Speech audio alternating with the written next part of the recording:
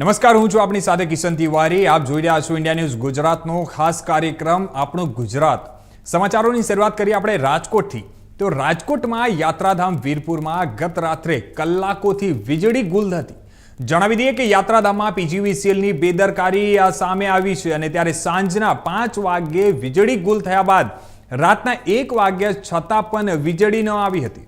અને જણાવી દઈએ કે કમોસમી વરસાદે પીજીવીસીએલની કામગીરીની પોલ ખોલી નાખી છે અને ત્યારે વીજ પોલ પર સળગતા વીજ તણખલાટ કરતો અને વિડીયો સોશિયલ મીડિયામાં હાલ વાયરલ થયો છે। માત્ર થોડાક જ વરસાદમાં યાત્રાધામમાં અવારનવાર વીજળી ગુલ થાય છે। વીરપુરમાં કલાકોથી આ વીજળી ગુલ થતા રાત્રિ રોકાણ કરતા યાત્રાળુઓ અને ગ્રામજનો હેરાન પરેશાન થયા હતા।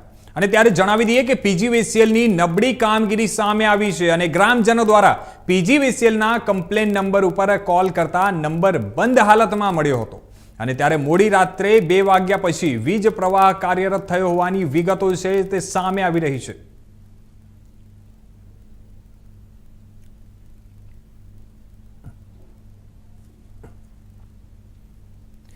તો સમાચારોમાં આપણે આ તરફ આગળ વાત કરીએ જેતપુરની। તો જેતપુરમાં યુટ્યુબર બન્ની ગજેરા વિરુદ્ધ એક જેતપુર તાલુકા પોલીસ સ્ટેશનમાં 2 ફરિયાદ નોંધાવવાનો મામલો સામે આવ્યો છે। જણાવી દઈએ કે બન્ની ગજેરા વિરુદ્ધ એક છેતરપિંડી અને 11 લાખ રૂપિયા માંગી અને ધમકી આપ્યાની ફરિયાદ નોંધાઈ હતી અને ત્યારે સોશિયલ મીડિયામાં વિડીયો વાયરલ નહીં કરવા અંગે 11 લાખ રૂપિયા ચરખડી ગ્રામના વ્યક્તિ પાસે માંગ્યા હોવાનો પણ આક્ષેપ લગાવવામાં આવ્યો છે।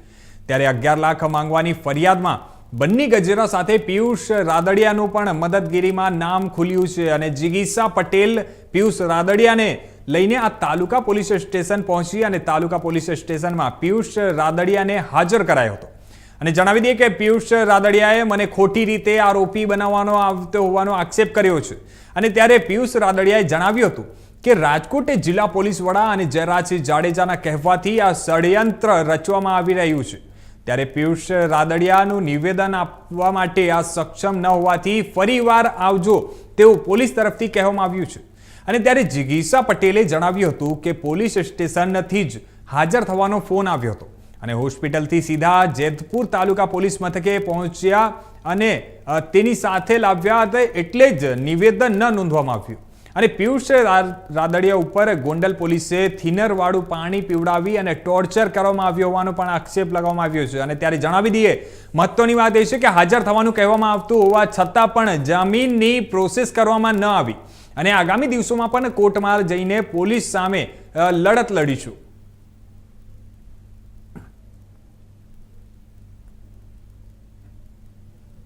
આજે તમે જેતપુર તાલુકા પોલીસ સ્ટેશનમાં હાજર થવાના હતા, ત્યાં ગુનામાં હાજર થવામાં આવ્યા હતા અને તમને પોલીસ તરફથી શું અત્યારે જોવા મળ્યું?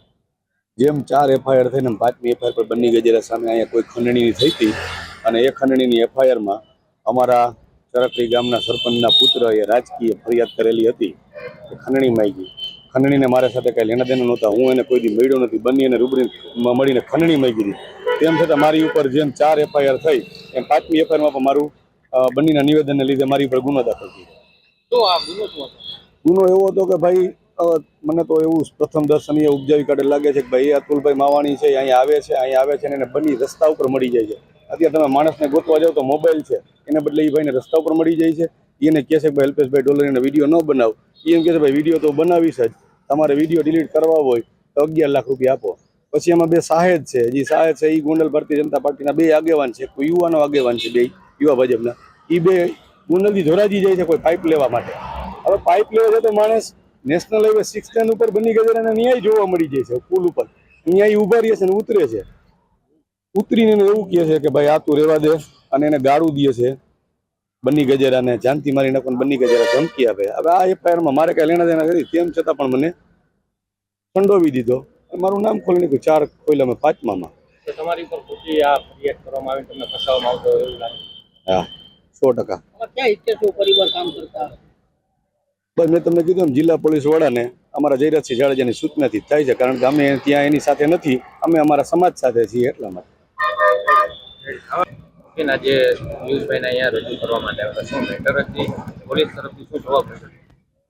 જેવી રીતે અલગ અલગ ગુનાઓની અંદર ખોટી રીતે પિયુષભાઈને સંડોવવામાં આવ્યા, એવી જ રીતે જેતપુર તાલુકા પોલીસ સ્ટેશનની અંદર પણ એક બની ગજેરા ઉપર એક ગુનો નોંધવામાં આવ્યો હતો ખંડણીનો. એમાં પણ ક્યાંક ને ક્યાંક ખોટી રીતે પિયુષભાઈને સંડોવવામાં આવ્યા હતા. અને અહીંયા જેતપુર પોલીસ સ્ટેશનથી જ્યારે પિયુષભાઈ હોસ્પિટલના ખાટલા ઉપર હતા ત્યારે પોલીસ સ્ટેશનમાંથી 2-3 વખત ફોન આવ્યો હતો કે તમે આજે હાજર થઈ જાઓ, આજે હાજર થઈ જાઓ. અને પિયુષભાઈના જ્યાં રૂમ હતો, જે રૂમની અંદર એડમિટ હતા, એની બહાર 2 પોલીસવાળાને બેસાડી પણ રાખવામાં આવ્યા હતા. એટલે આજે પિયુષભાઈની હાલત થોડી સારી હતી, નિવેદન આપી શકે એવી કન્ડિશન હતી. એટલે ડૉક્ટર સાથે વાત કરી અને જ્યારે અમે અહીંયા પોલીસ સ્ટેશનમાં હાજર થયા, 2 પોલીસવાળા અમારી સાથે જ હતા. ત્યાં હોસ્પિટલથી નીકળ્યા પછી જ્યાં સુધી અમે પોલીસ સ્ટેશને ન પહોંચ્યા ત્યાં સુધી અમારી સાથે હાજર હતા. પણ અહીંયા આવ્યા પછી અમને એવું કહેવામાં આવે છે કે તમે નિવેદન આપવા માટે સક્ષમ નથી, એટલા માટે તમે સાજા થઈ જાઓ ને પછી આવજો. પોલીસ સ્ટેશનથી ફોન આવ્યો હતો કે 8 વાગે હાજર થઈ જજો, અમને હોસ્પિટલથી રજા થોડી મોડી મળી એટલે અમે મોડા પહોંચ્યા. પણ અહીંયા આવ્યા પછી એવું કહેવામાં આવ્યું કે અધિકારી હાજર નથી એટલે તમે હવે સાજા થઈ જાઓ ને પછી આવજો.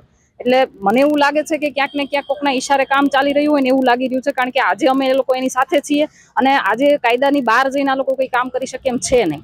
એટલા માટે આ એક ષડયંત્ર હોય એવું લાગી રહ્યું છે. રસ્તામાં પણ જ્યારે અમે હતા ત્યારે અમારી સાથે જે 2 પોલીસવાળા હતા અમારી ગાડીમાં, એને વારે ફોન આવતા હતા કે ક્યાં પહોંચ્યા. જેવા અમે જેતપુર પહોંચવા આવ્યા એટલે અહીંયાથી સૂચના આપવામાં આવી કે હવે એને પોલીસ સ્ટેશને ના લઈ આવતા, એને સિવિલ હોસ્પિટલ લઈ જાઓ. અરે ભાઈ, અમે હોસ્પિટલેથી ટ્રીટમેન્ટ લઈને આવીએ છીએ. તો મેં એની સાથે ફાઇટ કરીને હું એને અહીંયા લઈ આવી છું. ત્યાં સુધી એને અહીંયાથી એવો ઓર્ડર હતો કે એને પોલીસ સ્ટેશને લઈ જવામાં ન આવે. માર પણ મારવામાં આવે, દ્વારા મારવામાં કઈ રીતનો માર મારવામાં આવે જેથી કરીને હોસ્પિટલમાં એડમિટ. જ્યારે પોલીસના જાપ્તામાં હતા એ સમયે એને બંધારણીય હકોથી દૂર રાખવામાં આવ્યા હતા. જે ગુનાઓ એની ઉપર હતા એના માટે જોગવાઈ છે કે એને તમારે નોટિસ આપવી પડે, વકીલ રાખવા માટે એને છૂટ હોય, એના પરિવાર સાથે વાત કરવા માટે એને છૂટ હોય. પરંતુ આ બધું જ કંઈ પણ કર્યા વગર એમને ઉપર એટલું પ્રેશર કરવામાં આવ્યું હતું પોલીસ તંત્ર દ્વારા ગોંડલની કે આ 2-4 લોકોના નામ તું લઈ લે, તું નામ લઈ લઈશ તો અમે તને છોડી દેશું. જો તું નામ નહીં લે તો પછી એને પિયુષભાઈ જે પ્રમાણે મને વાત કરી એ પ્રમાણે કે તને પણ અમે પાસા અને ગુસ્સી ટોક જેવા ગુનામાં દાખલ કરીને તારી જિંદગી ગોટે ચડાવી દેશું, એવું પોલીસ તંત્ર દ્વારા એને ધમકાવવામાં આવી રહ્યા હતા. પરંતુ પિયુષભાઈએ આ તંત્ર સાથે આવી રીતે ખોટી રીતે કોમ્પ્રોમાઇઝ ન કરી શક્યા હોય, જેથી કરીને એની ઉપર 3rd ડિગ્રી ટોર્ચર કરવામાં આવ્યું. અને એના જે પ્રમાણે પિયુષભાઈ વાત કરી એ પ્રમાણે એને એક થિનરવાળું લિક્વિડ પીવડાવવામાં આવ્યું અને તરત ને તરત એને હોસ્પિટલે ખસેડવાની જ્યારે જરૂર હતી ત્યારે ન ખસેડવામાં આવ્યા. શું કામ? કારણ કે થિનર એવી વસ્તુ છે કે તરત ને તરત જો તમે રિપોર્ટ કરાવો ને તો એ આવી જાય, પછી થોડાક ટાઈમ પછી એના રિપોર્ટ થાય ને તો થિનર એવી વસ્તુ છે કે ઉડી જાય તો એ રિપોર્ટમાં આવે જ નહીં. એટલે પોલીસનું એક કહેવાય ને એક ષડયંત્ર હતું કે એને હોસ્પિટલે દાખલ ના થવા દેવા, એને વકીલ સાથે વાત ના કરવા દેવી, એના પરિવાર સાથે ના મળવા દેવા, એને કોઈ નોટિસ આપ્યા વગર ગમે ત્યાંથી ઉપાડી જવા. આજે પણ મેં તમને કીધું એ પ્રમાણે જેતપુરમાંથી પણ ફોન આવે છે કે તમે હાજર થાઓ, અને અહીંયા આવ્યા પછી એના જામીનની પ્રોસેસ નથી થતી જ્યારે મુખ્ય આરોપીના જામીન થઈ ગયા છે. તો શું વાંધો છે? શું કામ પોલીસ તંત્ર જો એવું સમજતી હોય કે કાયદો એના જ હાથમાં છે અને સામાન્ય માણસો માટે જ લાગુ પડે છે, તો હું એમને કહેવા માંગુ છું કે જેવી રીતે સામાન્ય માણસો માટે કાયદો લાગુ પડે છે ને એવી રીતે કાયદો તમારા માટે પણ લાગુ પડે છે. એટલે તમે એવું ના સમજતા કે કાયદો અને કાનૂન તમારા હાથમાં જ છે, તમારાથી ઉપર કોર્ટ છે. તો એ કોર્ટની અંદર જઈને અમે જે કોઈ પણ પોલીસવાળાએ પિયુષભાઈ રાદડિયા હોય કે દિનેશભાઈ પાતર હોય કે જેમની ઉપર આટલા અત્યાચારો ગુજાર્યા છે, તમામ પોલીસ અધિકારીઓની સામે અમે લડાઈ લડીશું, કાયદાકીય લડાઈ લડીશું. તો આ તરફ સમાચારોમાં આપણે આગળ વાત કરીએ ભાવનગરની, તો અમરેલીના લાઠી તાલુકાના જરખિયા ગામના 20 વર્ષીય યુવાનનું ટૂંકી સારવાર દરમિયાન મોત નીપજ્યું છે. નમકીન ખરીદવા ગયેલા યુવાન પર દુકાન માલિકે તીક્ષ્ણ હથિયાર વડે ઘા ઝીકી દીધા હતા. ત્યારે અમરેલી જિલ્લાના લાઠી તાલુકાના જરખિયા ગામનો આ બનાવ છે, જેમાં દલિત યુવાનની હત્યા નિપજાવવામાં આવી છે. તારીખ 16 મેના રોજ આ સંબંધી મિત્રો સાથે નમકીન ખરીદવા ગયેલા અને દલિત યુવાન પર હુમલો કરાયો હતો. અને ત્યારે 3 સંબંધી મિત્રો સાથે નમકીન ખરીદવા ગયેલા યુવાન પર દુકાન માલિકે તીક્ષ્ણ હથિયારનો ઘા ઝીકી દીધા હતા. અને ત્યારે દુકાન પર નાનો બાળક બેઠો હતો, તે પહોંચી શકે તેમ ન હોય, અને જેના કારણે મૃતક યુવાને બાળકને પૂછ્યું હતું કે બેટા, હું જાતે નમકીનનું પેકેટ તોડી લઉં? બસ આટલું જ સાંભળી તે મારા દીકરાને બેટા કેમ કીધું, તારી આવી હિંમત, અને કહી યુવાનો પર હુમલો કરી દીધો હતો. અને બેટા શબ્દ બોલનાર યુવાનને દુકાનદારે તીક્ષ્ણ હથિયારના ઘા ઝીકી લોહિયાળ ઈજા પહોંચાડી હતી. અને જ્યારે સાથે આવેલા અન્ય 3 યુવાનોને પણ દુકાન માલિકે ઢોર માર માર્યો હતો.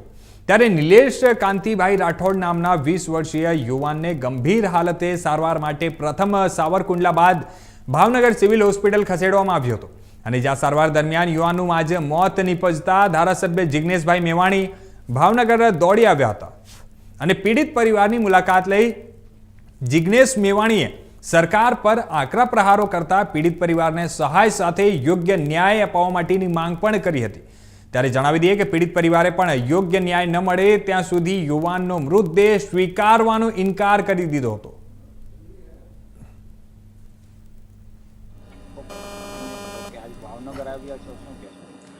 અમરેલીના 20 વર્ષના યુવાન નિલેશભાઈ રાઠોડની હત્યા કરવામાં આવી.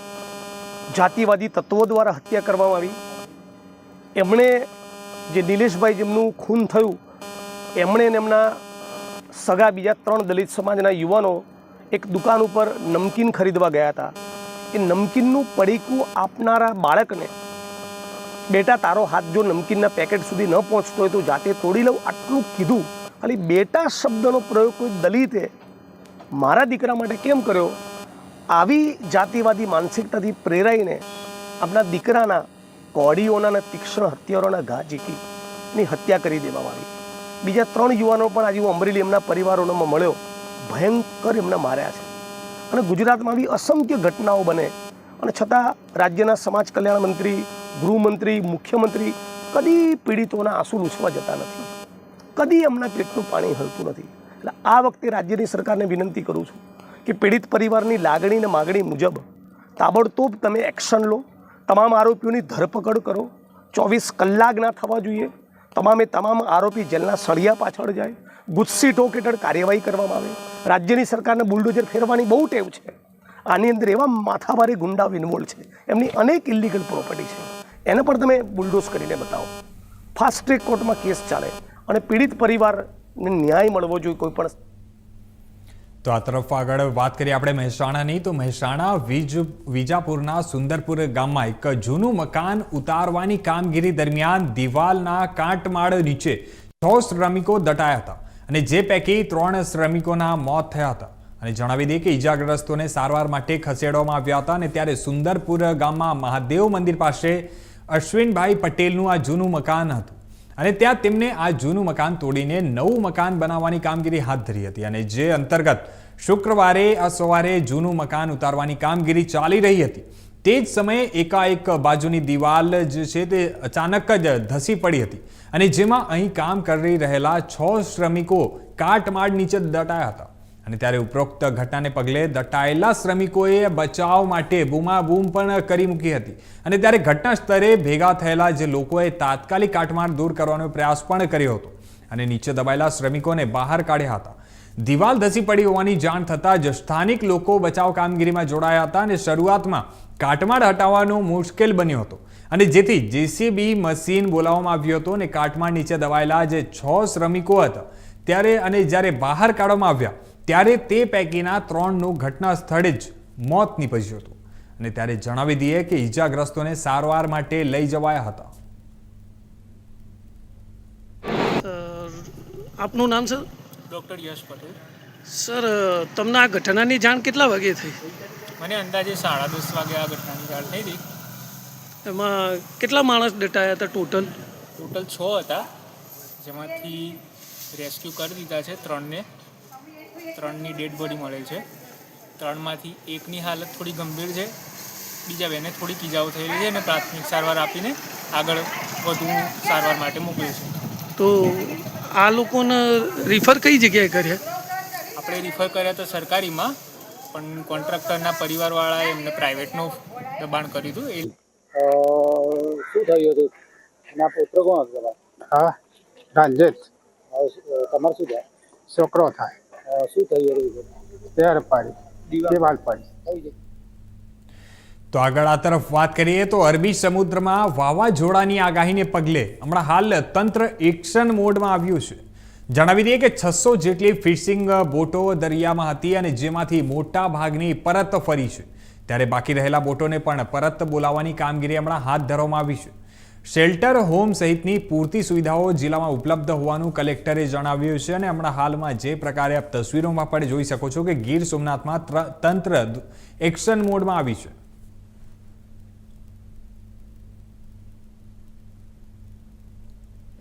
7 દિવસ સુધી આપણને જે Indian meteorological department IMD department છે હવામાન ખાતું, એના દ્વારા આગામી 7 દિવસ સુધી આગાહી આપણને આપવામાં આવી છે. આના ભાગરૂપે આપણે તમામ માછીમારો જે દરિયામાં ગયા છે તેને પરત બોલાવવાની કામગીરી ચાલુ થઈ ગઈ છે. અત્યારે દરિયામાં લગભગ 600 ઉપરાંત માછીમારોની બોટો આપણી ગયેલી હતી. મોટાભાગની પરત આવી ગઈ હતી ઓપરેશન સિંદૂરના કારણે, પરંતુ ત્યારબાદ અમુક પાછી ગયેલી છે તે પરત બોલાવવાની કામગીરી ચાલુ છે. આપણા તમામ જે સાયક્લોન શેલ્ટર્સ છે, આપણા કુલ 41 વિલેજીસ કોસ્ટલ વિલેજીસ છે અને એમાં આપણે 29 સાયક્લોન સેન્ટર્સ છે. તમામ આપણે અત્યારે રેડી ટુ યુઝ છે. કોઈ પણ આપત્તિજનક પરિસ્થિતિ હશે તો આ શેલ્ટરમાં લોકોને આપણે શિફ્ટ કરીશું. અમારો કંટ્રોલ રૂમ છે જે કલેક્ટર ઓફિસનો રાઉન્ડ ધ ક્લોક ચાલુ હોય છે અને તાલુકા ઓફિસીસમાં પણ અમારા કંટ્રોલ રૂમ ચાલુ હોય છે. કોઈ પણ આપત્તિજનક સ્થિતિને પહોંચી વળવા માટે તંત્ર પૂરી રીતે સક્ષમ છે. મેડિકલ સુવિધા પણ તમામ સ્ટેન્ડ બાય છે. રાશન શોપ્સમાં પણ રાશન બધું જ પર્યાપ્ત જથ્થામાં ઉપલબ્ધ છે અને તંત્ર તમામ રીતે આમાં કોઈ પણ જાનમાલને નુકસાન ના થાય તે માટે કટિબદ્ધ છે. સર, જે આપણા જિલ્લાની અંદર કોઈ SDRF કે NDRF ની ટીમ તૈનાત કરવામાં આવી છે? હાલમાં એવી કોઈ જરૂરિયાત આપણને જણાઈ નથી. જો આગાહીમાં વધારે તીવ્રતા આવશે અને આપણને લાગશે તો આપણે NDRF અને SDRF ની માંગણી રાજ્ય સરકાર પાસે કરીશું. ખાસ કરીને શેલ્ટર હોમની વાત છે તો તેમાં પૂરતી સુવિધાઓ, તેના રસ્તાની સુવિધાઓને કેવી છે? તમામ એક્સેસિબલ છે. તમામ શેલ્ટરમાં જવા માટે રસ્તાઓ પર્યાપ્ત છે અને આપ જાણો છો કે આ એક ટેમ્પરરી શેલ્ટર હોય છે. એ ટેમ્પરરી તો આ તરફ આપણે આગળ વાત કરીએ તો હાલના સમયમાં હવે ચોમાસું દસ્તક દઈ રહ્યો છે અને ઉનાળાની ઋતુ છે તે વિદાય લેવાની કગાર ઉપર છે. ત્યારે ભાવનગર મહાનગરપાલિકાના ડ્રેનેજ વિભાગે પ્રી મોન્સૂન કામગીરીને લઈને કાર્યવાહી હાથ ધરી છે અને જેમાં મહાનગરપાલિકાના 13 વોર્ડમાં પ્રી મોન્સૂન કામગીરી હાથ ધરવામાં આવી છે અને જેમાં 65 થી 70 લાખનો ખર્ચ થવાનો પણ અંદાજ છે. અને ત્યારે મહાનગરપાલિકા દ્વારા 31 મે પહેલા પ્રથમ રાઉન્ડ પૂર્ણ કરવાની તૈયારીઓ સાથે કામ શરૂ કરી દેવામાં આવી છે અને હાલમાં શહેરમાં વિવિધ સ્થળો ઉપર પ્રી મોન્સૂન કામગીરી શરૂ છે. ત્યારે પ્રી મોન્સૂન કામગીરીને લઈને ડ્રેનેજ વિભાગના અધિકારી NB વઢવાડિયાએ જણાવ્યું હતું કે શહેરમાં આવેલી બધી સ્ટ્રોમ લાઈનો, યુનિટો, ખુલ્લા યુનિટો, બોક્સ ડ્રોન અને ખુલ્લા નાળાઓમાં સફાઈ કરવામાં આવી રહી છે. અને જોકે શહેરમાં તરસમિયા પાસે આવેલી જે શિવ સૃષ્ટિ સોસાયટીમાં ગયા ચોમાસામાં જે દિવાલ તોડીને અને પાણીનો નિકાલ કરવો પડે તેવી સ્થિતિ હતી અને જેમાં મહાનગરપાલિકાના કમિશનરે 60 લાખ મંજૂર કર્યા બાદ ત્યાં સ્ટ્રોમ લાઇન નાખવાની કામગીરી હાલ ચાલુ છે. અને તેમજ આ સાથે શહેરમાં નાના મોટા પાણી ભરવાના જે 20 જેટલા પોઈન્ટ છે જેને લઈને પણ કાર્યવાહી શરૂ કરી દેવામાં આવી છે. ત્યારે ભાવનગર શહેરમાં પણ મહાનગરપાલિકાના 13 વોર્ડમાં 260 કિમી જેટલી સ્ટ્રોમ લાઇન છે અને આ સાથે 7,000 જેટલી કુંડીઓ અને 27 જેટલા ખુલ્લા નાળાઓ છે જેમાં સફાઈ માટે કામગીરી હાથ ધરવામાં આવી રહી છે. અને મહત્વની વાત એ છે કે ભાવનગર શહેરમાં દર વર્ષની જેમ પાણી ભરાવાની સમસ્યા હોય ત્યાં નિકાલ કરવામાં આવી રહ્યો છે. આ વર્ષે પણ પ્રથમ રાઉન્ડ 31 મે સુધીમાં પૂર્ણ થવાની શક્યતા છે. ત્યારબાદ ચોમાસું મહાનગરપાલિકાની કઈ રહી ગયેલા ક્ષતિને ઉજાગર કરશે તે જોવાનું રહેશે.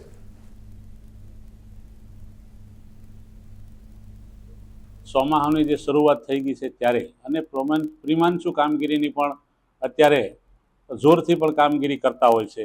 કારણ જે વરસાદ જાણે કહેવાય 2-5 ઇંચ વરસાદ પડે ત્યાં ભાવનગરની અંદર કાળિયાબીડ વિસ્તાર હોય, કુંભારવાડા હોય, સિદ્ધરા ફુલસર હોય, અનેક એવા વિસ્તારો હોય 3-4 ઇંચ પાણી પડે ત્યાં રોડમાં પાણી ભરાઈ જાય અને કોઈના ઘરમાં પાણી કરી જાય.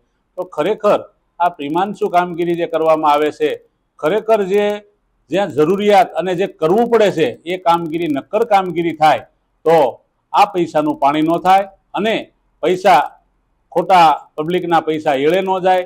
તો આ પ્રીમાન્સુ કામગીરી જે કરવામાં આવે છે એ પણ સાર્થક અને સારી રીતે કામગીરી કરે તો ભાવનગરમાં નક્કી આજે પાણી ભરાવાના અનેક ઘરોમાં પાણી ગરી જાય છે. ટૂંકા વરસાદના માલપા કેવી હાલાકી ભોગવવી પડે છે, પણ ખરેખર આ પ્રીમાન્સુ કામગીરી થતી હોય છે ત્યારે એની ઉપર ધ્યાન આપવું જોઈએ કે શું કામગીરી કરે છે અને ખોટા આવા કરોડો રૂપિયાના પ્રીમાન્સુ કામગીરીમાં પૈસા વાપરવામાં આવતા અને 13 કોન્ટ્રાક્ટરોને કામ સોંપવામાં આવેલા છે. લગભગ અંદાજે 70 લાખના ખર્ચે પ્રી મોન્સૂનની કામગીરીના કામો મંજૂર કરાવેલા છે. જેમાં મહત્તમ અમારે લગભગ એપ્રોક્સિમેટ 7,000 સ્ટ્રોમના ઇનલેટો છે. એ ઇનલેટની સફાઈ, પાઇપલાઇનની સફાઈ તેમજ ખુલ્લા નાળાની સફાઈ એ વગેરે કામગીરી 31 મે સુધીમાં પ્રથમ રાઉન્ડ પૂર્ણ કરવામાં આવશે. ત્યારબાદ જરૂર પડે તો બીજો રાઉન્ડ પણ લગભગ 20 જૂન આસપાસ અમે પૂર્ણ કરી દઈશું. ખાસ કરી વાત કરીએ તો શહેરના અમુક વિસ્તારોમાં જે પાણી ભરી છે ત્યાં કેવા પ્રકારની કામગીરી કરવામાં? ખાસ કરીને જે લાસ્ટ 2 વર્ષથી જે શિવસૃષ્ટિ કરીને એક વિસ્તાર હતો ત્યાં માનનીય કમિશનર સાહેબે પણ મુલાકાત લઈ અને તાત્કાલિક 67,360 લાખ રૂપિયાના ખર્ચની મંજૂરી આપી ત્યાં સ્ટ્રોમ લાઇનનું કામ અમે ચાલુ પણ કરી દીધું છે અને લગભગ 10 દિવસમાં ત્યાં કામ પૂર્ણ કરીશું. એ સિવાયના જે અમુક જે પોઈન્ટો હતા જેમ કે લીલા સર્કલ ઉપરનો પોઈન્ટ હતો, તો શિવાજી સર્કલ ઉપર જે પાણી ભરાતા ત્યાં અમે લાસ્ટ ચોમાસામાં જ કામગીરી પતાવી અને ત્યાં કમિટી ભાવનગર મહાનગરપાલિકા સાહેબ, મહાનગરપાલિકા દ્વારા દર વર્ષે લાખો રૂપિયાના પ્રી મોન્સૂન કામગીરીના કામો છે હાથ ધરવામાં આવતા છે, પરંતુ પહેલા વરસાદમાં તે સમગ્ર શહેર છે પાણી થઈ જતું હોય છે. આપણા માધ્યમથી મારે કહેવું છે, ગયા વર્ષે જે રીતે પ્રી મોન્સૂનની કામગીરી થઈ હતી અને જે રીતે પાણી લોકોને મુશ્કેલી અનુભવી રહ્યા હતા એમાંથી બહાર લાવવાનું કામ ભાવનગર મહાનગરપાલિકાએ કર્યું છે. દાખલા તરીકે રેલવે વિસ્તાર આપણે જોઈ રહ્યા હતા, ત્યાં કુદરતી રીતે અમુક વેણને જેસીબી દ્વારા ઊંડા ઉતારીને એનું સોલ્યુશન લાવ્યા હતા. કાચના મંદિર પાસે લીલા સર્કલ પાસે જે પાણી ભરાતા હતા એનો પણ નિકાલ કર્યો છે. શિવાજી સર્કલ ઉપર જે પાણી ભરાતું હતું એમનો પણ નિકાલ કર્યો છે. હાલમાં પ્રી મોન્સૂનની કામગીરી ચાલુ છે. 13 વોર્ડની અંદર 13 અલગ અલગ એજન્સીઓ લગભગ 5 લાખના ખર્ચની મંજૂરી સાથે 13 વોર્ડની અંદર 7,000 ઇનલેટ સાફ કરવાનું કામ અત્યારે ચાલુ છે. પહેલા તબક્કાની અંદર જે બોક્સ ડેનું છે, આપણી જે સ્ટોમ લાઇન છે એની સફાઈ કરવામાં આવશે અને આ 31 મે પહેલા આ કામગીરી પૂર્ણ કરવામાં આવશે. બીજા રાઉન્ડની અંદર જ્યાં જરૂરિયાત હશે ત્યાં 20 જૂન સુધીમાં તમામ કામગીરીની ભાવનગરની પ્રી મોન્સૂનની કામ. તો આગળ આપણે વાત કરીએ મહીસાગરની. તો મહીસાગરમાં લુણાવાડા પાલિકા દ્વારા પ્રી મોન્સૂન કામગીરીને લઈને દબાણો દૂર કરવામાં આવ્યા છે. જ્યાં જણાવી દઈએ કે લુણાવાડા નગરમાં અનેક જગ્યાએ પાલિકાની જમીનો પર વર્ષે જૂના દબાણો જે છે તે દૂર કરવામાં આવ્યા છે અને વર્ષો અગાઉ પાલિકાની જમીન સહિત ગટરો પૂરી ઉપર દબાણ કરનાર દબાણો જે દૂર કરવામાં આવ્યા છે અને ત્યારે ગટરો પર દબાણ કરી લેતા નગરમાં ઠેર ઠેર પાણી ભરાવાના બનાવો પણ સામે આવ્યા હતા અને ત્યારે પાણી ભરાવાથી નગરજનોને નુકસાની વેઠવી પડી રહી હતી. ત્યારે નગરપાલિકાની નવીન ટીમ દ્વારા નગરના ઠેર ઠેર દબાણો દૂર કર્યા છે અને આખરે નવીન બનેલા નગરપાલિકાના પ્રમુખ કીર્તિ ડોક્ટર અને નગરપાલિકાના ચીફ ઓફિસર સહિત કોર્પોરેટરો પણ હાજર રહી અને આ દબાણો દૂર કરવામાં આવ્યા હતા. જી, લુણાવાડા નગરપાલિકા દ્વારા પ્રી મોન્સૂન કામગીરી કરવામાં આવી છે, જે શરૂ કરવામાં આવી છે, જેમાં વરસાદી ગટરો ઉપર કોતરો ઉપર આવેલા તમામ દબાણો દૂર કરવામાં આવશે. ભૂતકાળમાં આ દબાણો દૂર કરવા માટે કેટલીક નોટિસો આપવામાં આવી હતી, પરંતુ માથાભારે ઇસમો તેને ગણકારતા ન હતા અને દર વર્ષે લુણાવાડાની પ્રજાને વરસાદમાં સિઝનમાં પાણી ભરાવાની સમસ્યા થતી હતી, તેથી લાખો કરોડો રૂપિયાનું નુકસાન થતું હતું. એટલે આ વખતે પ્રી મોન્સૂન કામગીરી દરમિયાન ગટર પરના દબાણો પ્રાથમિકતાના ધોરણે દૂર કરવામાં આવશે. આ જે નંદન માર્કેટની પાસે આવેલું ડાયમંડ માર્કેટમાં 15 નંબરની દુકાન એક ગટર પર બનાવવામાં આવેલી છે અને તેને દૂર કરવા માટે સ્વાગત કાર્યક્રમમાં અરજી થયેલી હતી. સ્વાગત કાર્યક્રમમાં હુકમ થયેલો છે તોડવાનો. તો આજે લુણાવાડા નગરપાલિકાની ટીમ વહીવટી સૂચના અનુસાર એ દબાણ દૂર કરવાની કામગીરી કરી છે. મારા સાથી કોર્પોરેટર મિત્રો, લુણાવાડા નગરપાલિકાની ટીમ, પોલીસ તંત્ર અને સાથે રાખી અને દબાણો દૂર કરવામાં આવ્યા છે. બીજું કે વરસાદી ગટર પર આવેલા તમામ દબાણો દૂર કરવામાં આવશે. ભૂતકાળમાં બંને તળાવની માપણી કરી અને તળાવની ઉપર આવેલા તમામ દબાણો દૂર કરવામાં આવ્યા છે. આથી હું લુણાવાડા નગરની જાહેર જનતાને 2 હાથ જોડીને નમ્ર વિનંતી કરું છું કે વરસાદી ગટરો પર જે પણ દબાણો હોય કાચા પાકા એ શૈક્ષિક રીતે એને દૂર કરી દેજો કે જેથી ચોમાસામાં પાણી ભરાવાની સમસ્યા ન થાય, નિર્દોષ લોકોને કરોડો રૂપિયાનું નુકસાન ન થાય, જાન માન અને એને નુકસાન ન થાય એ માટે નગરપાલિકા સતત કાર્યશીલ રહી અને આ દબાણો દૂર કરશે. તો આપ સૌ જાતે જ દબાણ હટાવી લે તો યોગ્ય રહેશે એવી નમ્ર વિનંતી છે. લુણાવાડા નગરપાલિકા નંદન આડકરમાં જે વરસાદી નગરપાલિકાની જે વરસાદી પાણીની કોતર છે તેની ઉપર સિટી સર્વે નંબર 21 ઉપર જે દુકાનો બાંધવામાં આવેલી છે. અરજદાર દ્વારા જે અરજી કરવામાં આવી હતી તેના આધારે આ સિટી સર્વેમાં આપણે માપણી કરીને ટોટલ જે દબાણ છે એ આજે નગરપાલિકા ટીમ દ્વારા જે દૂર કરવામાં આવી રહ્યું છે. કેટલા વર્ષો જૂના દબાણ હતા ને દૂર કરવામાં આવી રહ્યા છે? આ જે દબાણ છે 15 વર્ષ જૂનું આપણું દબાણ છે. શું નામ? આપના નરેશ મુનિયા, ટીપુ પીસલ લુણાવાડા નગરપાલિકા. તો આ હતા અત્યાર સુધીના મુખ્ય સમાચારો. વધુ સમાચારો માટે જોતા રહેજો ઇન્ડિયા ન્યૂઝ ગુજરાત.